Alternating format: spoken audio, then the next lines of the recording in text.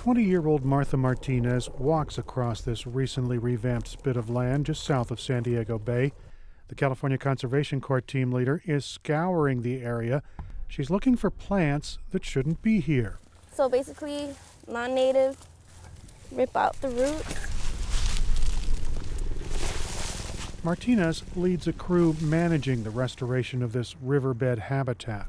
Today, the work is weeding and repairing irrigation lines. Oh, this is easy. I just have to connect. The drip lines feed the fledgling plants, but animals know there's water here too. Usually rabbits, they get thirsty and they just come out here and they bite it. Martinez makes sure the lines are fixed and feeding plants, not animals. Today we're doing this side, tomorrow we're gonna do the other most likely. And we come back tomorrow and this is gonna be done. We're gonna have the other one and yeah, it's gonna feel like I accomplished something. 2 years ago, chrysanthemums and other non-native weeds ruled this patch of land. Heo Charks is the project manager for the restoration. He helped design the plan that'll turn this land into a self-sustaining habitat. So this area was farmed until about the 1970s, and then it just laid barren. Nobody did anything with it, so it was just a big weed patch, nothing but non-native plants that really aren't too beneficial to the environment or to wildlife. Chico-based River Partners moved in and planted more than 18,000 trees, shrubs, and grasses. Jark says the idea is to create a natural habitat for plants and animals. He's currently doing the first round of planting at the Jamul Ecological Reserve at the other end of this watershed. Jark says planning a design is the key to a successful project. So we try and collect all our own seed or cuttings from as close to the property as we can so that we know they're adapted to this specific site. Young mule fat, arroyo willow, and cottonwood seedlings are planted in rows. Milk cartons protect their stems. As they grow, the plants will create thickets that are rich with food and cover.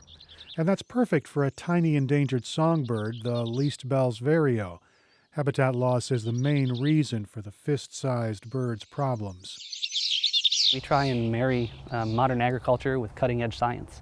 So we can kind of create a plant design, if you will, or a site design of what we want, the habitat that we want, and then use all current agricultural techniques. As you saw, they were fixing drip line in our irrigation system.